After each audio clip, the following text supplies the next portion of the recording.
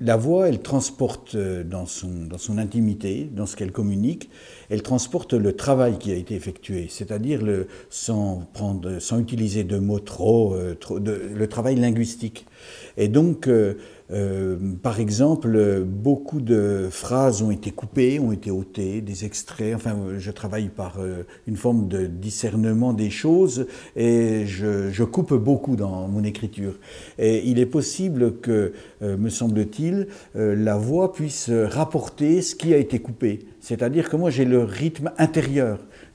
D'abord, ce que je souhaiterais plutôt donner au lecteur. Votre voix, votre interprétation du texte a l'air de dire à chaque phrase, ben c'est comme ça. Ah oui. Mais ça, je vous remercie je te remercie, Jean-Michel, de me dire ça, parce que le c'est comme ça, c'est comme une forme de fatalité, c'est-à-dire, je ne présente le texte au lecteur que lorsqu'il est vraiment découpé. Et donc, il n'y a plus que les faits. Et les faits me font interpréter la chose comme étant quelque chose qui se déroule, et donc ça se déroule comme ça. Voilà, l'évidence, elle est là. Donc je n'ai rien en plus. Alors je suis obligé d'ajouter un petit peu une sorte de constat. Mais là, c'est la fatalité du geste par rapport aussi à la fatalité du roman. C'est-à-dire, le roman, il ne va pas vous raconter autre chose que ce que j'ai mis à l'intérieur, c'est-à-dire au départ, un type qui est un loser, un raté, et puis qui est aussi un escroc. Ça, je ne m'en départis pas. C'est comme ça. C'est la vie, quoi. Mais pourtant, la littérature, elle vous oblige à aller ailleurs. Oui, mais non, je suis pas certain. Je suis pas certain que la littérature, elle me permet, je crois plutôt, d'aller à l'intérieur d'eux, c'est-à-dire de creuser à l'intérieur des attitudes, des façons de parler, des événements de la vie, quoi. Puisque je souhaiterais, il y a un mot qui est très prétentieux, c'est le mot matérialisme. C'est-à-dire parce qu'il suscite bien des choses. Mais matérialiste, ça veut dire tout simplement être auprès de la réalité de la vie quotidienne, être auprès du monde comme il est quand il est vécu et retransmis par des individus avec leurs problèmes sociaux. Je ne crois pas que les individus ils soient sans problèmes sociaux. Voilà. Alors dans ce chapitre-là, il y a une scène de cambriolage. Le héros va rechercher son portefeuille oublié, et ce n'est que la description de son entrée par effraction dans un appartement. Comment est-ce que vous l'avez écrit? De quelle masse est-ce que vous êtes parti pour arriver à ces pages-là? Eh bien, le texte, il est né, cette histoire de portefeuille d'abord, je n'ai plus le titre, et ça c'est impardonnable de ma part, je n'ai plus le titre du film, mais j'ai un film que j'avais vu où deux camarades, et donc l'un doit retourner chercher un portefeuille au moment où il rentre dans la chambre nuptiale. Voilà, donc c'est pas très simple, et c'était magnifique.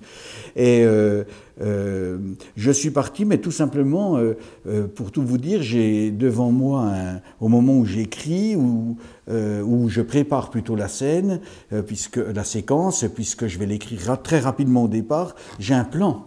J'ai un plan de l'endroit par où je vais entrer. C'est moi qui vais entrer par la fenêtre pour, on va dire, cambrioler éventuellement ou rentrer sans y être autorisé dans cet appartement. Et j'ai le plan de l'appartement. Et c'est parce que j'ai le plan de l'appartement dessiné que je peux, comme si j'étais en train d'expliquer à quelqu'un la route, le chemin de la gare, en disant, voyez, vous passez par là, mais n'oubliez pas à gauche, en face de la station-service, etc., etc. Donc j'ai le descriptif un petit peu et moi ça me sécurise énormément, c'est-à-dire que ça rejoint ce que j'ai expliqué tout à l'heure concernant la vie réelle, enfin la vie comme notre existence, c'est-à-dire que c'est aussi une façon en même temps qu'il y a le social, il y a aussi l'endroit où ça se passe, et l'endroit où ça se passe, je le décris comme le spatial, voilà, et donc j'ai un espace. Alors après, j'ai geste par geste ces éléments et naît progressivement, tandis que je fais évoluer le personnage qui a un objectif, c'est de chercher son portefeuille. Je n'oublie pas qu'il y a, si on entre dans le détail, mais rapidement, il y a un enfant à côté, et cet enfant, étant donné qu'il va y avoir une histoire de photographie qui vient progressivement, j'ai mis l'appareil photo entre les mains de l'enfant qui dort. Et donc, je recrée un élément qui va me permettre d'aller vers l'endroit où je souhaitais un peu aller. Je n'en étais pas certain, mais c'est venu. Et le plan, vous l'avez dessiné, vous, en l'inventant? Oui, je l'ai, oui, en l'inventant, mais en étant très... essayant d'être le plus réaliste possible, quoi. S'il part à gauche, c'est là. S'il va tout droit, c'est la salle de bain, ça peut pas être autre chose, etc. Est-ce que c'est à cause de ça que dans cette scène précisément, il y a une abondance de 2 points? Les 2 points, les 2 points très souvent. Les 2 points, oui. Ben, les 2 points, ça m'évite de mettre, par exemple, si je dis il boit, point, il n'a plus soif. Si je mets, ou bien il boit donc il n'a plus soif, et comme moi je vais à l'économie, mais systématique, c'est presque enfin c'est presque un défaut, enfin de ma part, c'est un aussi. Projet.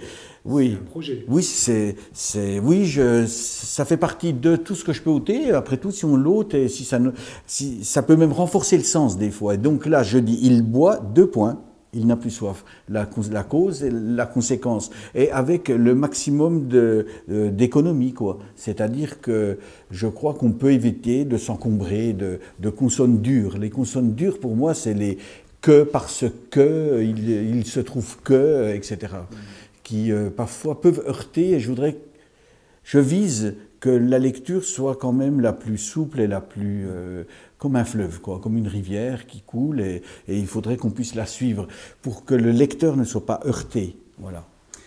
Alors, quand on vous écoute, la façon dont vous travaillez, dont vous préparez, dont vous fermez à peu près toutes les hypothèses du texte autres que votre chemin, oui.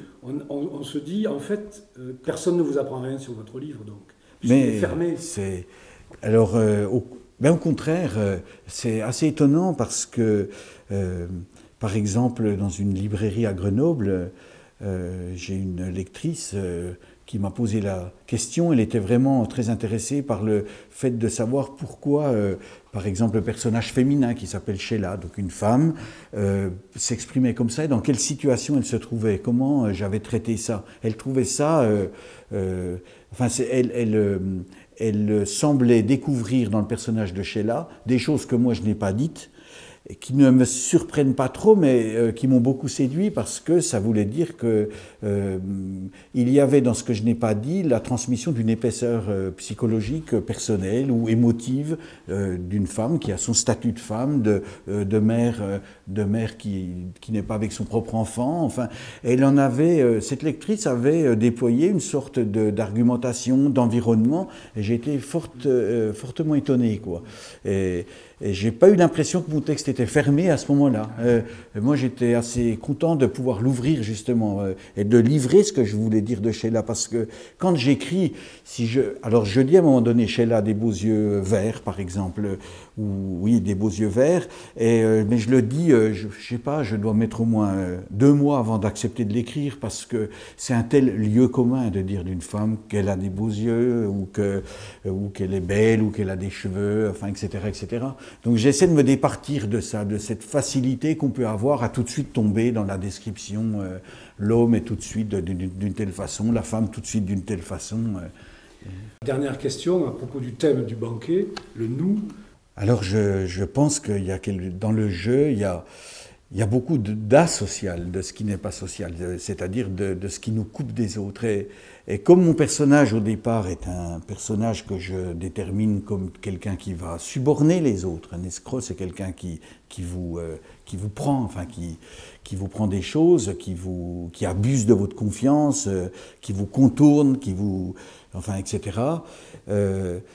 C'est plutôt des gens qui ramènent le monde à eux-mêmes, quoi. Mais moi, ça me permet, je sais pas si, j'ai pas de projet de recherche là, mais je sais que je trouve toujours intéressant ces gens-là, parce qu'ils ont toujours quelque chose de pathétique de toute façon, et de toute façon, ils ratent. Et donc, je sais que ça va se retourner contre eux, le fait d'être le jeu. Voilà.